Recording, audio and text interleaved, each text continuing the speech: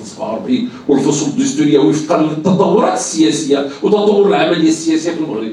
انا كما غنقرا الفصل 47 اليوم ما غاديش نقرا 2020. فقط لمناقشه وتبادل الراي في كتاب اصدرناه انا والاستاذ حسن طارق حول موضوع الفصل 47 من الدستور، والذي يضم اختلافا في الآراء حول كيفية تفسير الفصل 47 وكيفية التعامل معه.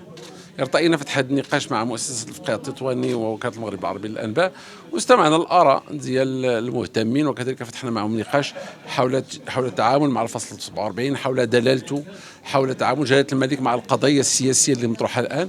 واعتبرنا بانه من الواجب ان يستمر هذا النقاش الدستوري لان افيد الجميع، وفيه دعم للعمليه الدستوريه وفيه كذلك دعم للعمليه السياسيه في المغرب. وفي الحقيقه نحن امام ما يمكن ان نسميه بسحر القانون الدستوري وسحر الكلمات.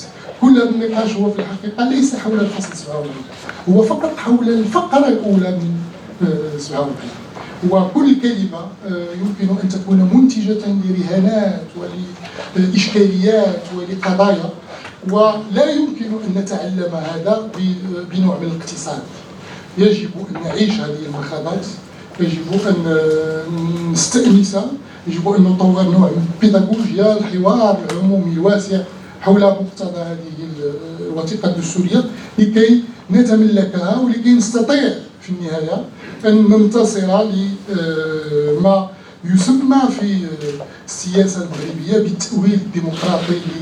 الكتاب هو الفكرة ديالو هي تجميع الخلاصات الكبرى لهذه الفترة من الحوار العمومي التي امتدت فيما بعد 7 أكتوبر.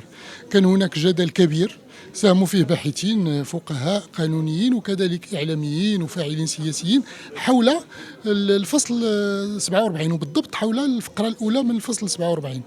حاولنا وقلنا بأنه سيكون مفيد للمكتبة المغربية، للباحثين، للمواطنين، للفاعلين، أن يحصلوا على هذا الكتاب فيه هذا التجميع ديال هذه المقالات باعتباره تأريخا لهذه المرحلة المهمة من مراحل الحوار العمومي في بلادنا.